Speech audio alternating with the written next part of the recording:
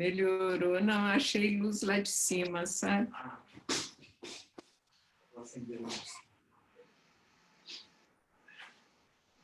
Ah, que linda fazenda, Arminda. Olha que bonito. Deixa eu ver, eu acho que agora...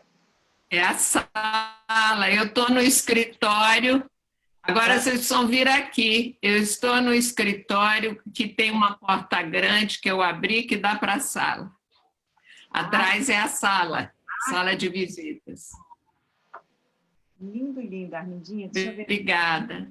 Já entrou, peraí, um segundinho, acho que entrou.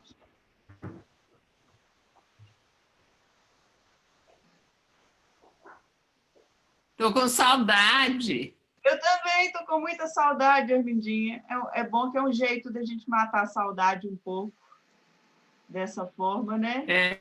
É. O José Jobson está aí com você? Deixa eu ver. Eles vão no domingo de novo. Eles chegaram na outra sexta, chegaram no sábado, na véspera do meu aniversário. E aí eles voltam domingo. O Zé Jossa, a Vivi e o Otávio. Ah, perfeito. Armindinha, querida, já iniciamos, já estamos aí ao vivo agora. Enfim, conseguimos, viu, gente? Peço que bom. Perdão aí que a gente teve um probleminha técnico. Maria Arminda está na fazenda, né, Armindinha? Está longe e nem sempre a tecnologia nos ajuda, né, Arminda? Não, a internet é terrível. Até porque aqui nós estamos usando intensivamente. Eu, o Zé Jobson, a minha nora, a Vivi, e o Jobson usa às vezes. Então, é o dia inteiro todo mundo, e eles falando com o mundo. Então, às vezes, a internet derrapa. Verdade, Armindinha, querida. Primeiro, queridos, eu queria apresentar a Maria Arminda para vocês. Acredito que a maioria já conhece. Quem não conhece, Maria Arminda ocupa cargos extremamente importantes hoje na USP, né, Armindinha? É diretora atualmente da Faculdade de Filosofia e Letras e Ciências Humanas e acabo de aceitar um grande desafio também, né, Arminda, que é coordenar a USP Mulher, uma parceria com a ONU, que é um desafio belíssimo, né? Mas, sobretudo, a Arminda é uma grande e generosa amiga e mulher, sobretudo, né? Então, eu tenho a alegria de termos nos encontrado, né, Arminda, na banca de seleção do meu doutoramento, e eu digo que ali foi um grande encontro para mim, em todos os sentidos, né? Porque Maria Arminda, eu me recordo vivamente, assim, Maria Arminda foi uma das primeiras que apostou na minha pesquisa, não foi, Armindinha? Eu lembro. Diga, Arminda.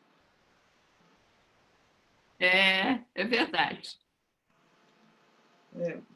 Eu lembro que foi um lindo encontro, que a banca até havia ficado em dúvida se eu daria conta ou não de fazer pesquisa, dada a ambição da pesquisa, né, a ambição temporal, e a Armindinha foi uma das primeiras a dizer por que não, né? Por que ela não vai conseguir.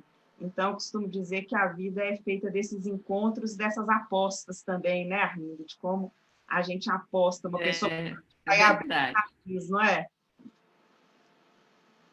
E desses encontros, né, Isabelle, fortuitos, porque veja que coisa interessante, se naquele momento eu não estivesse na banca e se você não estivesse prestando o concurso para fazer o doutorado na USP, nós não teríamos nos encontrado. E isso seria uma perda enorme, né? Para a minha vida, nós ficamos tão amigas, as famílias amigas, o Juan, meu marido, e, enfim, há um certo mistério na vida que nem sempre a gente consegue explicar e desvendar, né?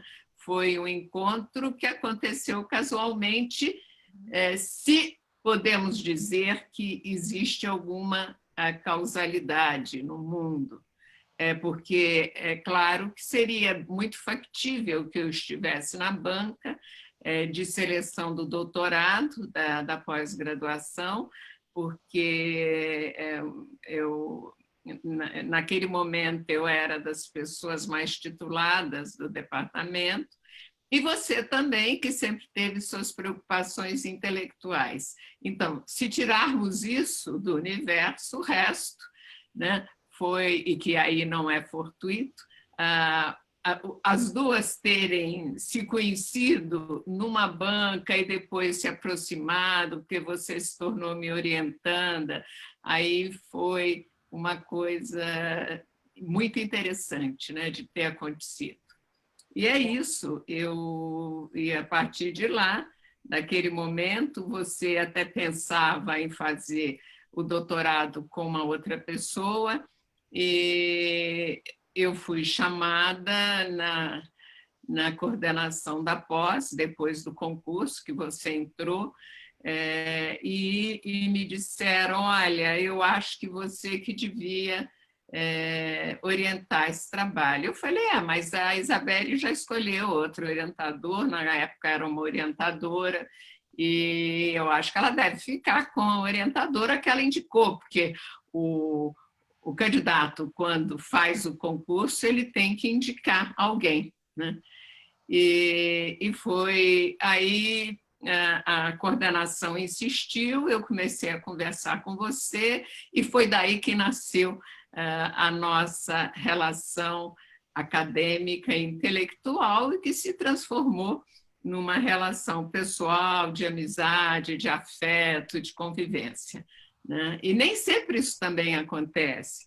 Eu já orientei muito, né, muitos trabalhos de mestrado e doutorado. Eu já orientei mais de 50, eu titulei mais de 50 estudantes, quase 60. Hoje eu não estou muito certa da conta, mas alguns ficam amigos da gente, mas não é nem sempre, não é que você se desentende, eles seguem as suas vidas e se profissionalizam, e é isso. E você, nós ficamos amigas muito próximas, muito íntimas, de muito afeto. Como dizem aí em Minas, o Iglesias sempre dizia isso para mim, né? O grande intelectual mineiro, ele falava assim, Arminda, nós somos amigos chegados, né? Ficamos amigos chegados, é uma expressão mineira que eu gosto muito. E foi assim que começou essa orientação. Você trouxe um tema muito amplo que para, digamos, o universo das teses em sociologia era muito inusual, né? Tanto que houve um debate na banca, porque você pensava a questão da representação de mulheres digamos, desde a Idade da Pedra, quase, com aquelas representações, as estátuas de pedra, e vinha caminhando. E o processo todo, eu acho que foi um processo de crescimento para mim, que como orientadora, e creio que para você também, quando começou a frequentar os cursos na sociologia, e ao mesmo tempo você foi criando um recorte diferente, e nasceu o livro, né? Que é um livro ousado, muito ousado, mas de muito êxito, é um livro muito incomum, né? Porque ele tem uma reflexão muito original. Esse tipo de reflexão não é encontradiço, normalmente não é, na vida intelectual, fazer um longo percurso, mesmo que a partir de um tema muito bem delimitado, quando você trabalhou a imagem de mulheres no Ocidente, a partir da época moderna, e as formas de representação de mulheres, começando com o alvorecer da modernidade, né? Chegando praticamente até o período contemporâneo. Eu acho que a grande... Então, você deixou, né, a representação das sociedades ágrafas, primitivas, e se encaminhou para a representação das sociedades a partir da modernidade. Então, eu acho que subjaz ao seu trabalho, o que percorre o trabalho é olhar, e isso eu acho muito importante, eu acho muito interessante, que nem sempre eu acho que o seu livro, que se originou da sua tese, é interpretado assim. Mas eu hoje comecei a pensar sobre ele, e eu acho que o grande tema que está percorrendo todos os 3 volumes, né, desde a representação das bruxas, das índias Tupinambá, até a representação de Maria, as formas de representação da Madalena, das mulheres burguesas, e depois, lá na frente, né, as stars. É muito interessante ver que o seu grande tema é como ocorreu a representação de imagens da mulher no mundo moderno. Então, eu acho que é uma grande discussão sobre a modernidade vista a partir da representação pictórica. Então, eu acho que comumente o livro não é visto assim, né? Eu acho que ele é visto... Deve me interromper, eu não sei muito bem.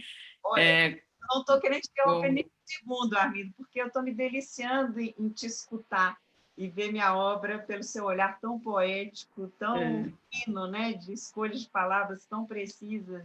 E é engraçado, Armindo, eu não sei isso que você está dizendo, né? Eu também percebi isso depois, assim, como que o livro foi configurando para mim algumas coisas posteriormente. É claro que tem uma intuição quando a gente segue o caminho, a gente tem uma aposta, evidente, eu estava querendo mostrar o processo de crescente individualização e humanização, que se confunde com a modernidade, mas sabe uma coisa que eu esses dias me dei conta? Como que a mulher foi protagonista da modernidade, em grande medida. Então, a escolha não é sem razão, né? A mulher que sempre foi vista como uma figura, de certa forma, submetida ao controle, em que medida a luta dela para se autodeterminar foi a luta que possibilitou uma reorganização de toda a sociedade. Ela quebrou a ideia de família, de núcleo familiar, com a possibilidade do divórcio, ela reorganiza, ao tentar entrar no mercado de trabalho, também as posições entre os homens, ou seja, em que medida a mulher é ela a grande chave mesmo para entender a própria modernidade, né? Como que ela é modernizante em grande medida. Sim. Ele é um livro sobre a resistência das mulheres, né, Isabelle? É um livro sobre isso também, porque mesmo nos momentos nos quais... Eu estou pensando muito a partir do século XVIII, a representação das mulheres, a mulher burguesa, da família burguesa, né?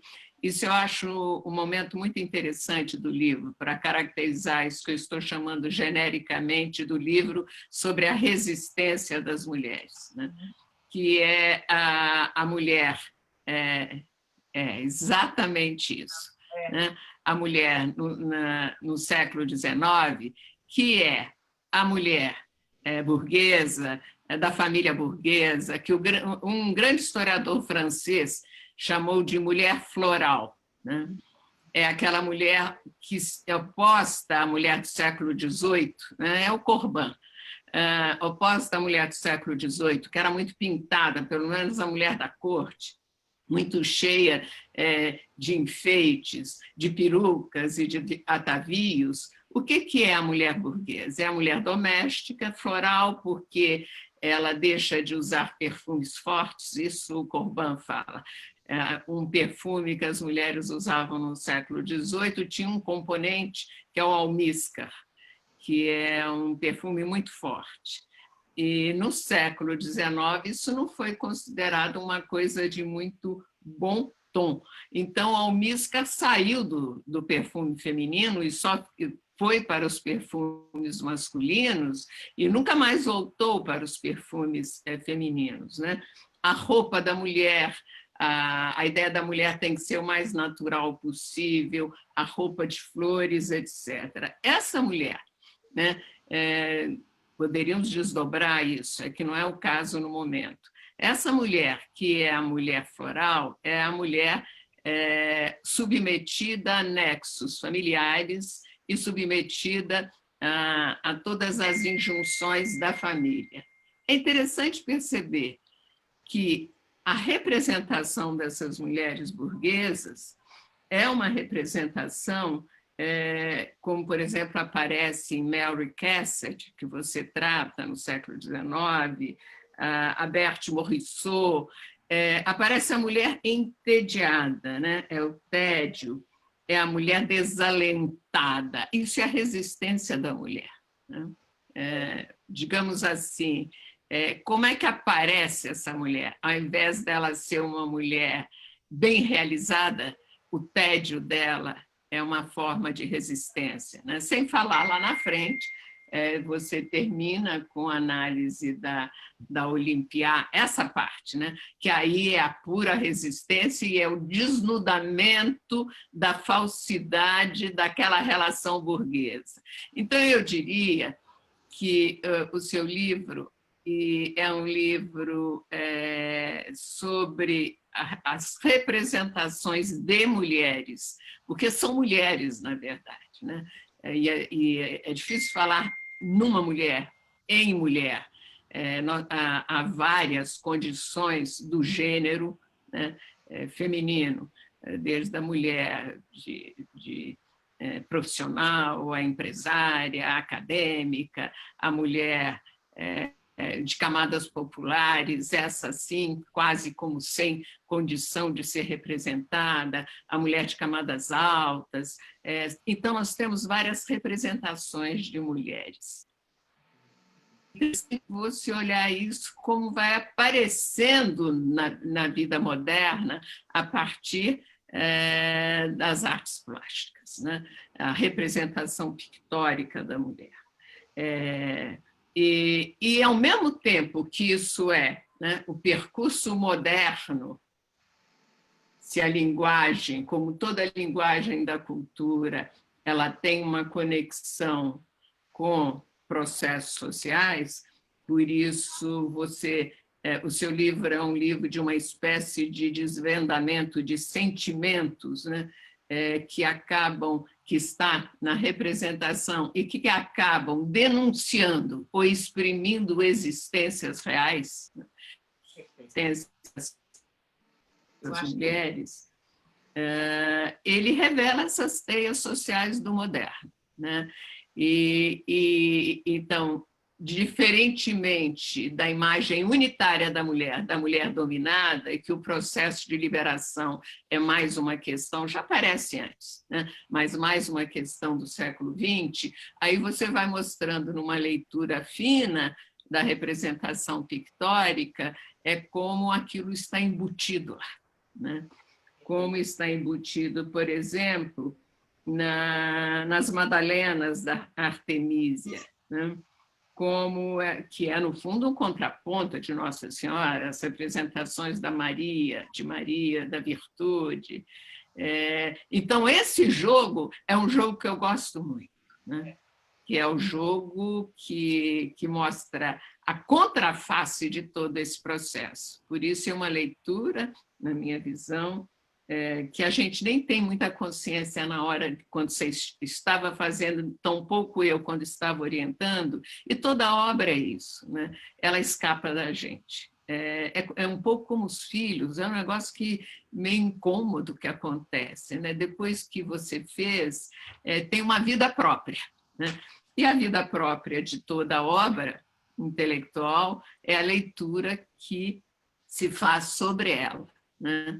Então, eu diria que uma obra é fruto do que nós pensamos, do que de fato ela acaba representando e como ela é vista. Esse jogo, que são 3 momentos, é que torna a obra, né? Então, agora eu estou chamando a atenção, finalmente, para o terceiro ponto, né? É como ela é vista posteriormente à sua feitura. Tem um livro que você concebeu, que você imaginou que concebeu. E concebeu, né? Por mais que eu acho que há certos processos inconscientes na leitura, na escrita, que a gente só se dá conta um pouco depois que o livro, o trabalho decanta e a gente volta a ele. Aí, às vezes, eu mesma, às vezes, me pergunto, mas por que eu fiz esse raciocínio? Como é que eu fiz esse raciocínio? Como é que eu cheguei ali? Eu não pensei que eu tivesse pensado isso. Olha que coisa engraçada. Isso é o momento da criação. O momento posterior é como ele, de fato, para ser, a obra para ser, ela tem que juntar 3 momentos. O que nós imaginamos, o que nós realizamos e o que as pessoas viram. E hoje eu vejo, eu não tinha tudo claro, né? o seu livro, os volumes do seu livro, é uma obra integrada nesse prisma, né? Que é uma leitura do moderno a partir das imagens das mulheres, né? E das formas possíveis de resistência. Isso eu acho muito bonito, viu?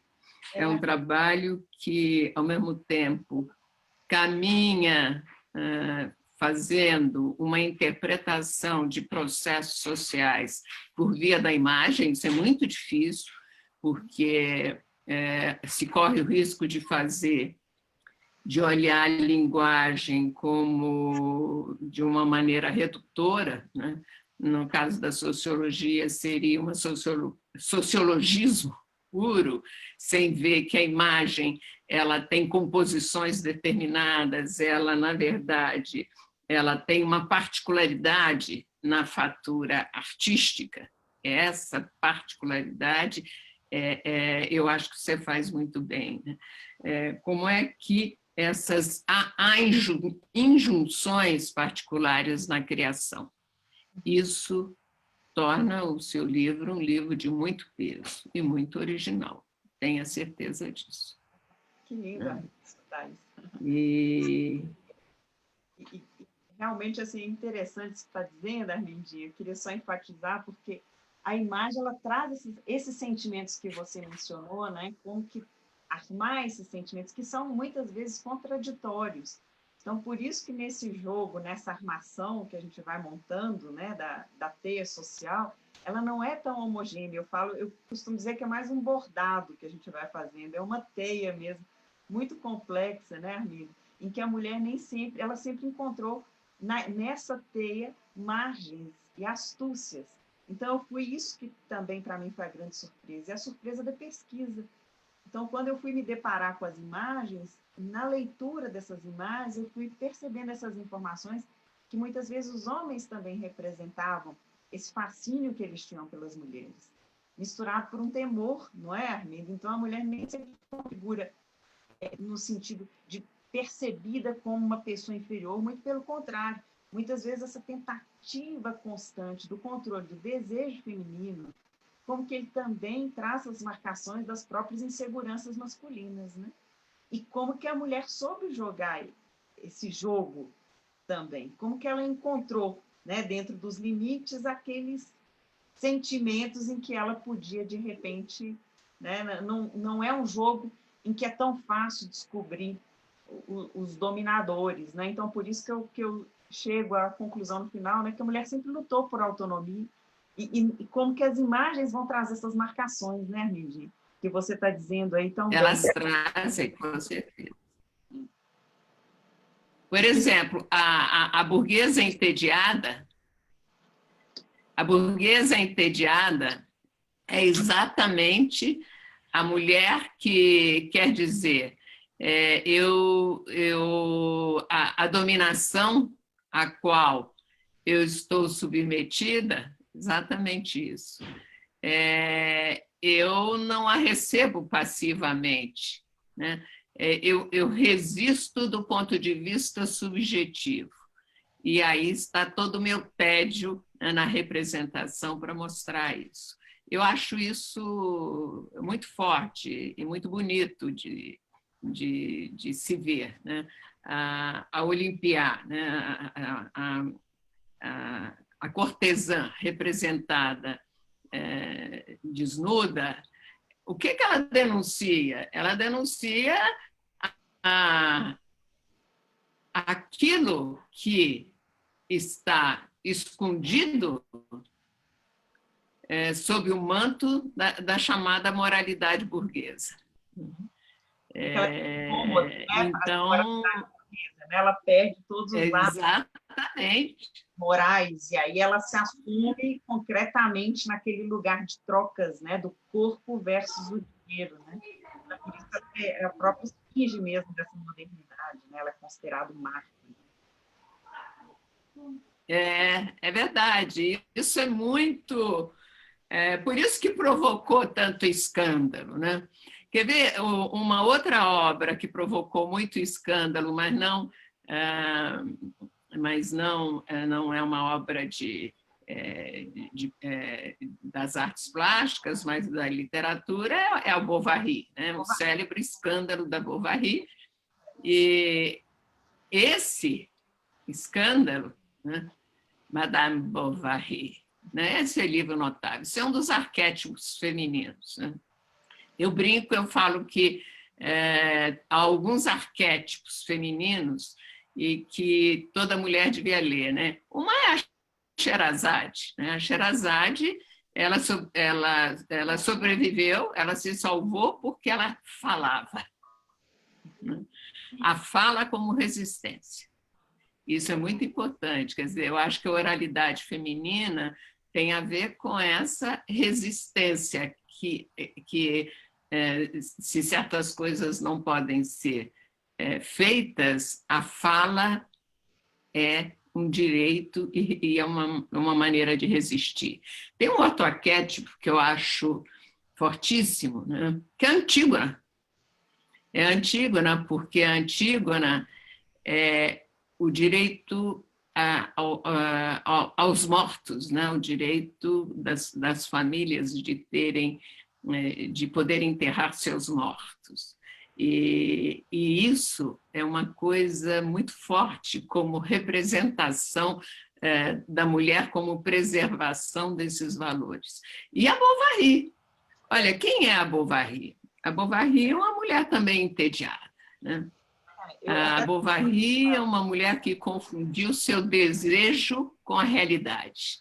E a sua perdição é exatamente ter confundido essas duas coisas. A gente poderia dizer que, finalmente, se houvesse uma total correspondência entre desejo e realidade, talvez não precisasse de cultura, de literatura, de artes plásticas, porque as coisas estariam resolvidas. Mas quem é a Bovary, finalmente? Primeiro, é aquela mulher que vai para a província e que na província tenta resolver o seu tédio por meio da leitura, né?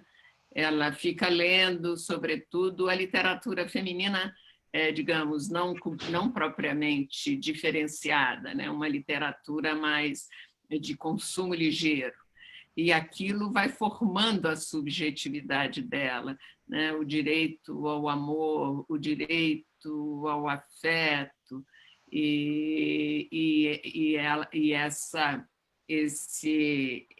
esse descompasso entre o sentimento e a vida, a vida sem sabor. Como? A vida sem sabor. Posso fazer só um comentário rápido, Arlindinha, que eu acho Madame Bovary, eu acho a citação perfeita até para falar das mulheres burguesas, até chega a utilizá-la, né? Eu acho que, por um lado, o contexto da Madame Bovary ele é muito libertário para as mulheres, porque é a primeira vez que as mulheres podem escolher o parceiro afetivo. Então, eu falo que ali está a primeira revolução sexual, porque até então o casamento tinha essas funções exógenas, né, externas a ele mesmo. Então, se por um lado Madame Bovary pode eleger a sua afetividade, acho que o grande drama é não ter a porta da saída, o divórcio. Eu acho que o grande drama que perpassa um pouco o livro é essa mulher que pôde escolher, é dada para ela na modernidade, talvez a primeira opção, mas ela não tem a escolha de repente, se arrepender daquela escolha primeira que ela fez. E aí ela vai usar, e olha que interessante, como que a literatura e a cultura vão servir de munição para essas subversões, né? Assim como eu falo, a imagem também serve Exatamente. de munição e a literatura serve de munição. Tanto é que os pais proibiam as mulheres de lerem essa literatura, muitas vezes, né? As mulheres honestas, exatamente para elas não sonharem e, de repente, como Madame Bovary, foram viver através da traição a paixão outra vez, né? Eu acho muito emblemática ela, assim, para pensar esses dois... E é exatamente isso, quer dizer, é a mulher do século XIX, a e que mulher... produziu um grande escândalo, né? O Flaubert foi até processado por imoralidade, como Olympia. Tem também um outro livro desse período muito importante sobre a coisa da mulher, que é o Ana Karenina, né? Aquele livro notável, né, de Tolstói, notável, absolutamente notável. É a mulher também que buscou o desejo amoroso, buscou se realizar pela vida amorosa. E o pedágio Bom, social, né? essas mulheres, para voltar ao seu livro, essas mulheres que aí estão são mulheres que vão exprimir, né, a representação pictórica delas, né, na linguagem das artes plásticas, sob diferentes modalidades. Elas são representadas sob diferentes modos, né, e em momentos diversos, como figuras que não são fáceis de leitura, né? E tem que ver como, e eu acho que você faz isso bem, como é que vai aparecendo na obra. Então, o tédio. O tédio representa a mulher insatisfeita, a mulher que não tem, que se sente esmagada. Ela se sente esmagada no âmbito da moralidade familiar burguesa. E a maneira como a Madalena é representada, olha, as diferentes representações de Maria, essas representações, como é que ela vai sendo humanizada, eu acho isso tudo muito bonito, viu, Isabelle? Então, é um livro, não é um livro de, digamos, no sentido que, por vezes, aparece contemporaneamente na literatura das ciências sociais, ou como um livro que trata de gênero, porque não é disso, mas ele é um livro que trata, e se tratasse de gênero, todo gênero, você não define condição de gênero sem o outro, né? É uma construção relacional, né? E então, por isso, há um mundo masculino que está por trás. Né? Esse mundo masculino que está subjacente a essas formas. Por que essa mulher é entediada? Né? Qual o fundamento do tédio dela? Né? Então, mesmo que não tenha a figura masculina, ela subjaz a representação. Olimpiar é isso, a cortesã. Quem são os seus parceiros? Para quem ela olha, né? Até o olhar dela, né? Então, todo esse jogo não estado ausente também, ele é uma presença, né? Então, é uma presença. É o Jobson que está aqui. É Jobson aqui. Ele está bem, Jobson. Está frio aqui, então. Então, eu acho que esse é um ganho, é uma grande contribuição, entendeu? E muito original, né? Porque todos esses processos são vistos a partir da fatura da obra.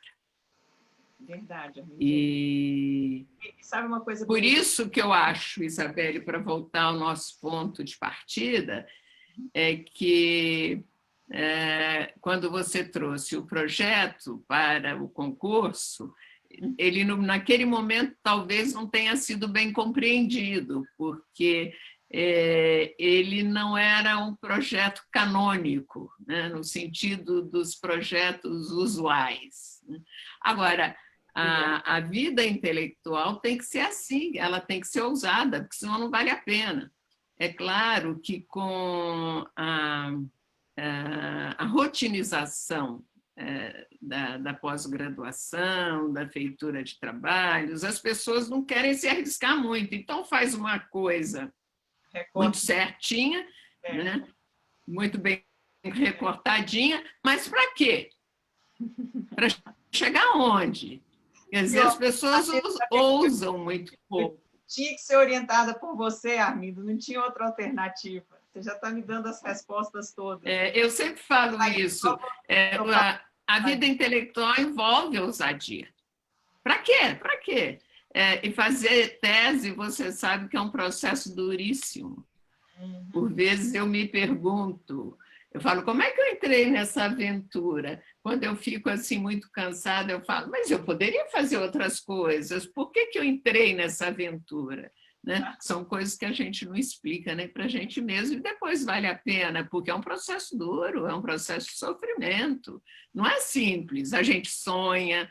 Eu até hoje, toda noite quase eu sonho com as coisas que eu tenho que fazer, você não tem desligamento de nada, a vida intelectual, a vida acadêmica, a vida, digamos, da produção, da escrita, das pessoas que são atraídas por esse jogo complexo, né, que é de pensar, escrever. A vida intelectual propriamente dita, ela torna uma coisa total na vida da gente. E não é tão simples, né? Porque você nunca está liberto. Eu nunca me sinto liberada, né? Mas sempre tem alguma coisa. O aprisionamento que é criativo também, né? Olha que engraçado, você está dizendo que você sonha. Deixa eu te contar uma coisa. Esses dias eu sonhei com as Marias Madalenas da Artemísia e fiquei pensando em que medidas Maria...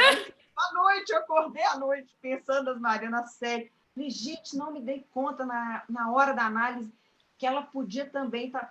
Porque naquele momento da Artemísia, ela passa por um processo muito dramático, ela foi estuprada, e ela mantém o relacionamento com o Vitor, né, que era amigo do pai, e aí ela vive quase um ano com ele, tendo relacionamento na promessa do casamento, e não consegue. E depois ela faz essa série da Maria Madalena. E aí me ocorreu, de repente, falei, gente, quem sabe também tem um atravessamento biográfico dela estar arrependida de ter tido essa relação. Olha para você ver como que a gente fica... Eu acordei de madrugada para pensar nas Marias Madalenas da Artemísia. Então, mas ao mesmo tempo é muito bonito. E possivelmente... É muito bonito e possivelmente aquela representação, ela está toda ligada a essa história da Artemísia. Como as obras que a gente faz estão ligadas às nossas histórias. Esse livro está ligado a você. E ele fala de você também. É interessante isso. Nas nossas áreas, isso é uma coisa que eu acho que é uma particularidade, um encanto, né, de quem trabalha com a área de cultura, quem trabalha no campo das chamadas humanidades, mas das ciências sociais, que é um pouco diverso. É interessante isso, que as nossas obras, a nossa produção intelectual, as perguntas que fazemos não são, elas são parte do problema a ser investigado. As perguntas que fazemos pessoalmente, essas perguntas compõem o nosso problema intelectual. E essas coisas não se separam facilmente. Né? E é isso que por isso é parte da nossa autorreflexão. Por isso a reflexividade, né? Nós somos parte a nossa dimensão subjetiva é parte daquele percurso da obra também. Por isso você sonhou com a Madalena, né? Quer dizer, o que ela vai representar? Não Maria, mas a Madalena. Né? Porque o que a leva, quer dizer, sobretudo, não é que não, mas porque que a grande obra dela é a representação da Madalena, das Madalenas, né? Heroínas muito violentas, né? Então, isso... A trajetória da Artemisia. E não, assim, eu tento também marcar que não só isso, né? Tem a biografia, mas tem todos os constrangimentos mais prosaicos da vida social, que são fascinantes também, né, Arminda? Porque eu acho que essa é uma das características que eu tento sair um pouco desse campo propriamente artístico, para tirar ele desse lugar dessa idealização e mostrar todo esse envolvimento das menores coisas da vida mesmo, né? E dos sentimentos, das ambiguidades, das contradições, que vão armando até as possibilidades, os limites de cada tempo, né? Isso não é tão simples armar. Então, quando eu é um jogo muito complexo. Quando eu fui armar Artemisia, eu tive muito cuidado para não restringir ela a essa história. Em que medida ela também estava em diálogo com Caravaggio, com as tendências da época de humanização dos personagens bíblicos, né? Como que a Maria Madalena vai ter sentimentos muito mais próximos das mulheres comuns, né?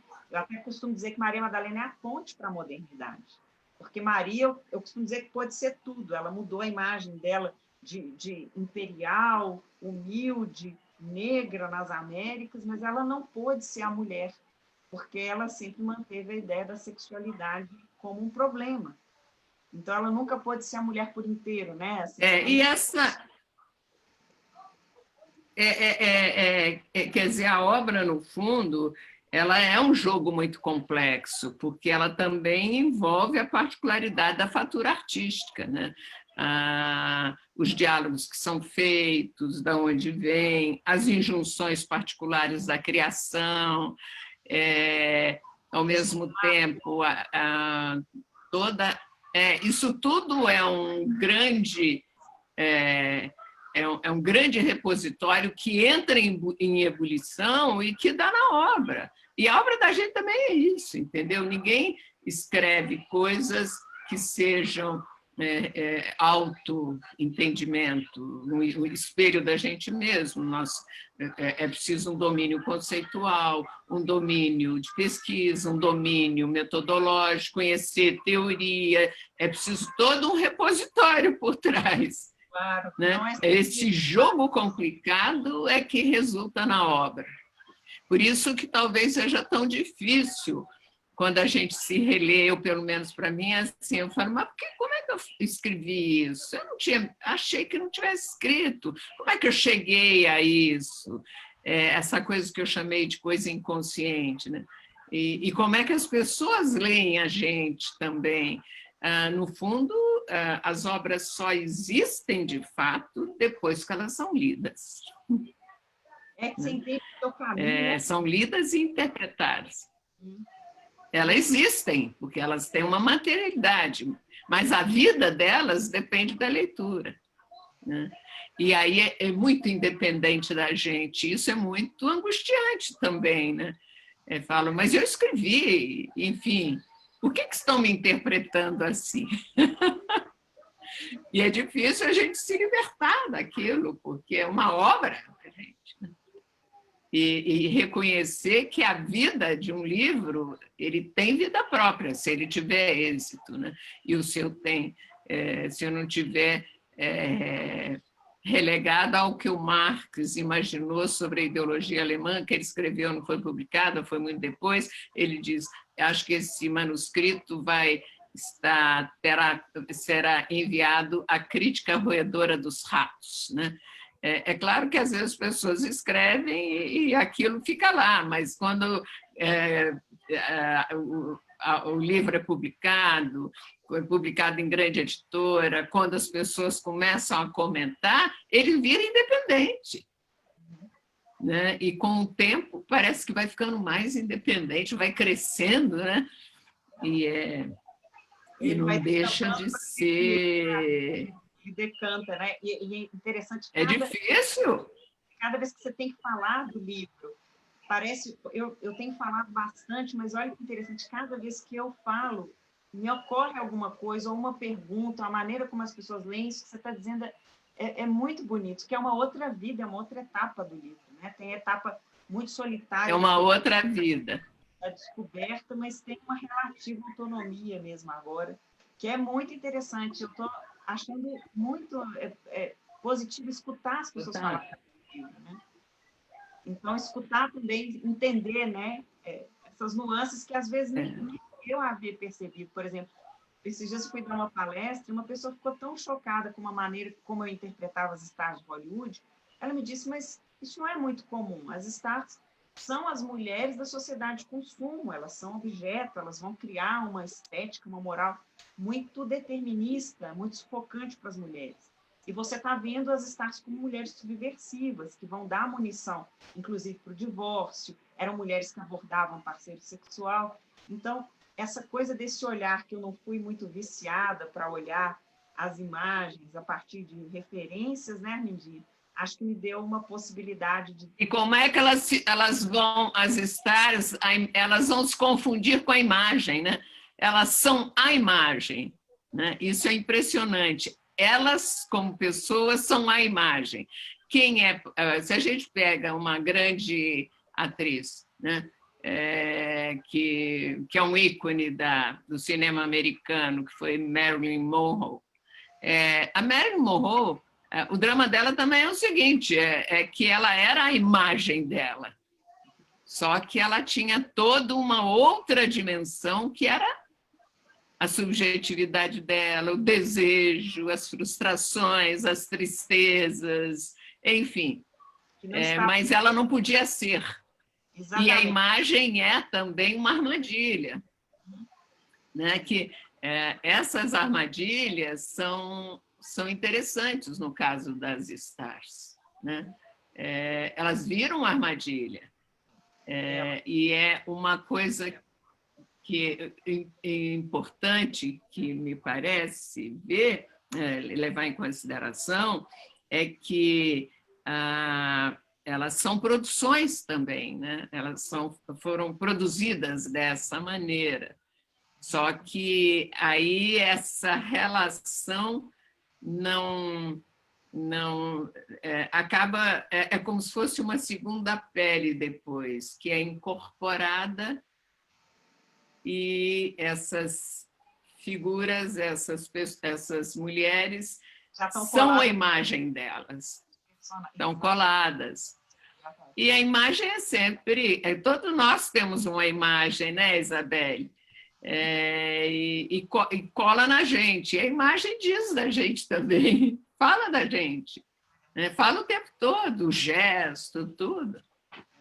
Está falando da gente. Uma frase da Crawford, da Joan Crawford, que ela dizia, eu sou uma imagem, eu já não sou uma pessoa mais, né? Essa coisa de representar um personagem, como isso é cansativo e como que isso tira também uma dimensão subjetiva complicada, né, Armindi? Então, eu digo que as stars, eu acho que elas tiveram dois lados também. Elas foram as primeiras a começar a desestabilizar essas imagens. Por mais que elas criassem uma imagem mesmas, elas também vão começar a apresentar um leque de possibilidades de ser mulheres muito diferentes, assim, até da Bara, Greta Garbo, Bette Davis. Sim.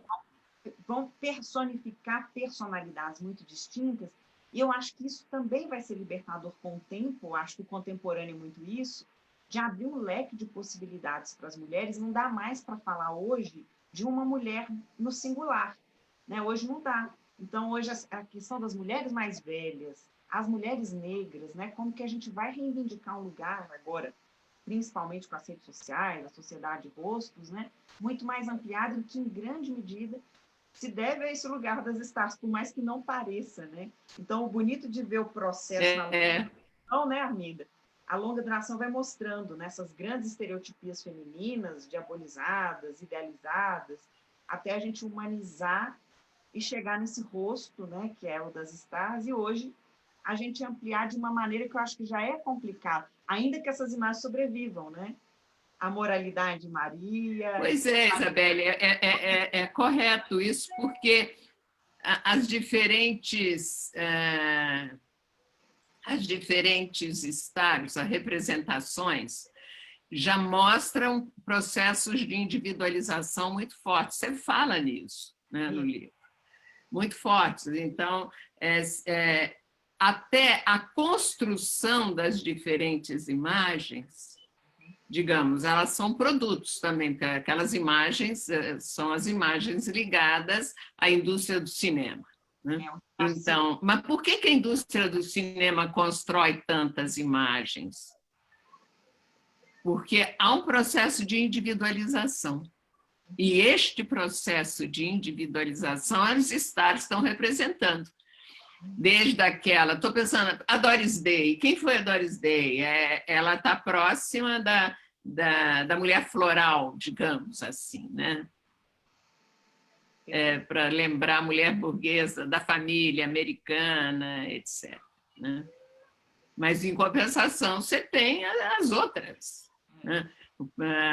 Que são mulheres mais livres, igualmente representadas. Então, todas elas dão conta dessa multiplicidade de mulheres. Eu acho isso muito interessante, né? Isso mostra que esse jogo é um jogo muito mais complicado, né, do que aparece à primeira vista. E eu acho que você revela isso no livro. E é muito difícil revelar, né? Porque há também os estereótipos sobre imagens de mulheres, né? O que é a mulher? Tanto uma visão unitária, às vezes, a mulher, uma substância, uma coisa substantivada. Quando você caminha, você faz o percurso das mulheres, né? Você mostra que não tem uma substância, tanto que essas imagens se transformam e estão falando de diferentes processos. Há, portanto,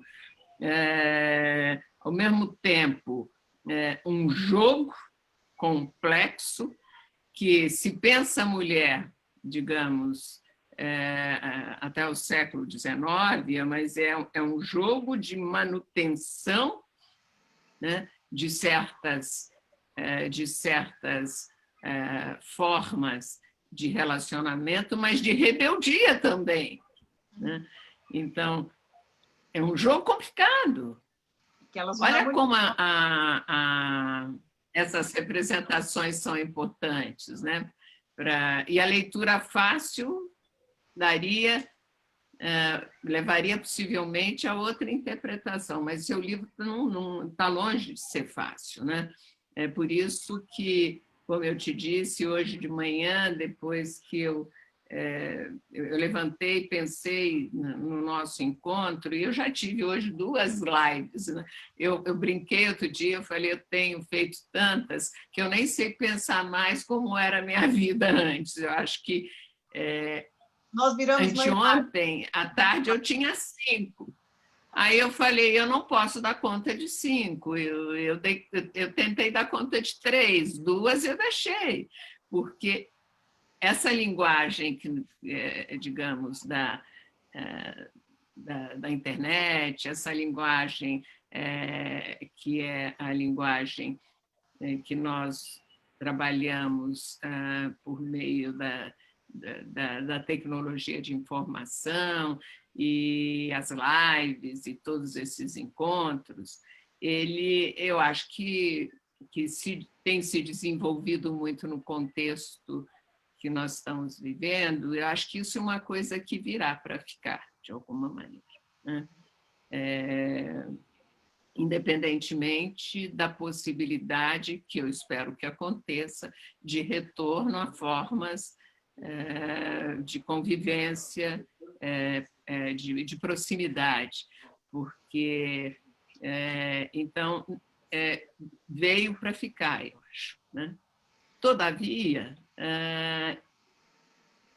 ao mesmo tempo, né, você tem um processo que é um processo que rompe certas relações que são relações pessoalizadas, né, no sentido da presença física, da sociabilidade direta que se estabelece. Ora, essa questão é uma questão que talvez levaria a representações diversas de mulheres. Como eu vivo muito, para voltar ao seu tema, né? Como eu vivo muito agora nas lives, é interessante perceber que eu mantenho como um hábito o mesmo estilo que eu cultivei na minha vida profissional, quando eu saio de casa, etc. Né? Então, eu chego ao limite que a minha irmã ri muito, e meu marido também, que eu ponho salto alto. Eu falo, mas eu saio de salto para trabalhar, eu estou trabalhando. Né? Agora, eu fiz vários... Eu faço a mesma coisa, Armindinha. Tá vendo? Eu fiz vários que eu parecia que mulheres estavam no seu quarto de dormir, com roupa de dormir, de pijama, e que isso também está mudando a representação, entendeu? Eu tenho outra representação aí. Isso é uma coisa que vai depois levar à reflexão. Quem sabe você, que é uma especialista nesse campo, não se sente desafiada para tal, né? Eu observei, eu fiz um encontro internacional, né, com mulheres. Uma delas se apresentou dentro do seu quarto de dormir, de pijama, a cama desfeita. Olha que coisa interessante, né? Essa coisa da representação pública e da vida íntima, tudo misturado. E que são formas diversas de representação. E até de construir uma certa espontaneidade, né? Uma autenticidade. Então, isso também tem muito a ver com isso. Que as pessoas estão buscando... É verdade. Se desvelar por esses lugares, mas também isso pode ser uma construção, né? Isso também é uma manufatura da espontaneidade. Acho que nada é tão... Isso é um tema de reflexão importante sobre mulheres, viu, Isabelle? As stars individualizaram.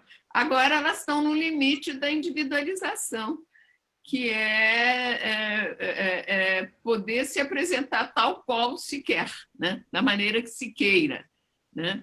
E misturar essas coisas. Agora, isso é apenas um pensar para frente o livro, né? Pensar para frente o livro, as suas virtualidades para depois. E eu sei que o seu livro é um trabalho de grande fôlego, é quase singular, né? Se podemos dizer que singularidade existe no mundo, né? Ele é praticamente um livro singular, porque ele pega uma longa duração, ele tem... mas ele tem um fio, que primeiro é o pano de fundo do mundo moderno, da representação de imagens de mulheres, mas na pintura, na representação pictórica, melhor dizendo, não na pintura exclusivamente, né? Nas formas de representação de imagens, porque lá para frente é diferente. Então, isso dá uma unidade, né? Dá uma unidade à reflexão. Todavia,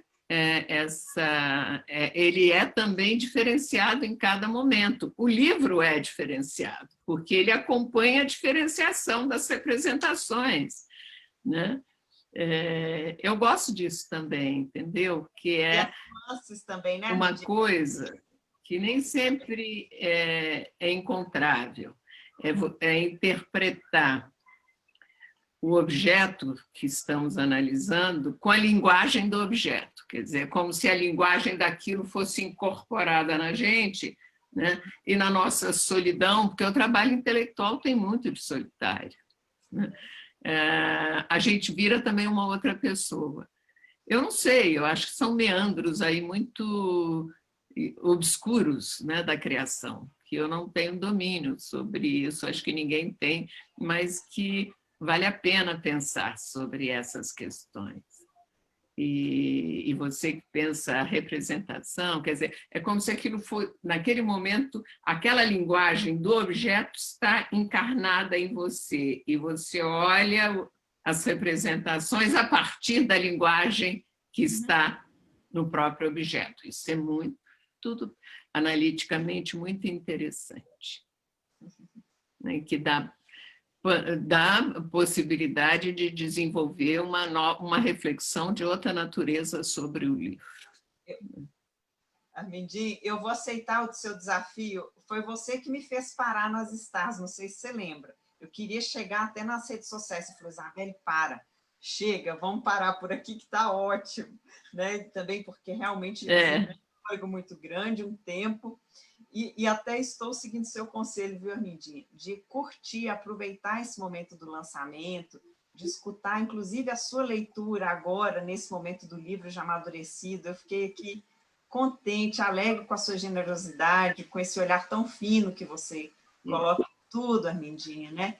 Notável, leituras notáveis, para usar um termo que você gosta muito de utilizar, que você sempre tem... Você é uma mulher notável, você é uma mulher notável e faz leituras notáveis da realidade social, e te agradeço a generosidade da leitura do livro, e vou aceitar o seu desafio. Armindinha, esses dias eu escutei uma entrevista sua tão bonita, a jornalista te perguntou assim, na Rádio USP, ela falou assim, poxa, você tem tantas atribuições, você é diretora da Faculdade de Filosofia e Letras, Ciências Humanas da USP, o que é uma enormidade, você ainda vai aceitar a coordenação da USP Mulher?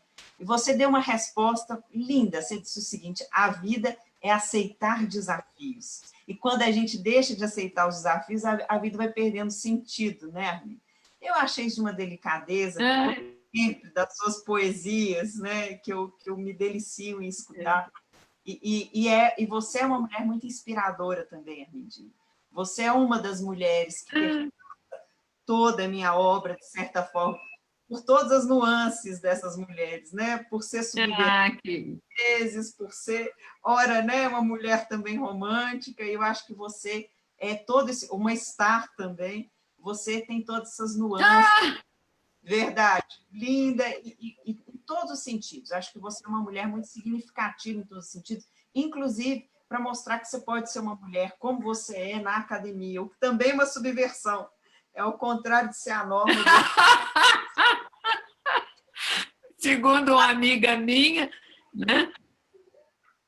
Que ela me convidou para presidir a Associação dos Amigos do Museu de Arte Contemporânea. Ela falou, Maria Arminda, eu queria que você viesse, porque a primeira vez que eu te vi, você era uma mulher loira, de salto alto, andando na reitoria da USP, no meio dos homens vestidos de preto. Aí eu olhei, ela falou, eu acho que eu pensei, mas olha que coisa ousada. Eu ri muito, porque era uma imagem visual, é a mesma linguagem da arte, é visual, né? Ela me viu andando de salto alto. Mas eu não sou, não, a gente na vida só faz o que pode, viu, Isabelle? Mas você tem feito bastante. Só faz o que pode. Você está fazendo muito, viu? Você pode ter certeza. Muito obrigada. Você também. Esse livro é um feito. Obrigada, Armindim. Armindim, te agradeço. Esse livro é um feito. E, Armindim, te agradeço muito. Eu que agradeço. Muitíssimo seu tempo, porque eu sei que você está aí exausta com essa quantidade de obrigações e ainda ter a delicadeza de reservar um tempinho para mim. Eu gostei muito e podemos fazer outras conversas. E espero que a conexão fique mais simples, né? Porque eu demorei muito a conseguir, no fim eu tive que mudar de computador, não sei o que houve. E foi por isso que demorei um pouco até entrar. E eu estava aqui desde antes das 5 tentando fazer a conexão, mas foi interessante, porque hoje eu já fiz algumas e foi bem. Mas eu acho que no fim da tarde está todo mundo, né? Nesse mundo que estamos vivendo de isolamento, está todo mundo utilizando os meios eletrônicos, e isso deve complicar um pouco. Mas, olha, foi um prazer, podemos voltar a fazer nossos encontros, e eu gostei muitíssimo, só tenho que agradecer por tudo, pelo convite, e oxalá a gente possa se ver rapidamente, presencialmente. Isso, Armindia, para matar a saudade. Um beijo enorme. Muito obrigada. Eu que agradeço. Beijos. Beijo. Tchau, tchau. Para todos aí. Tchau. Beijo.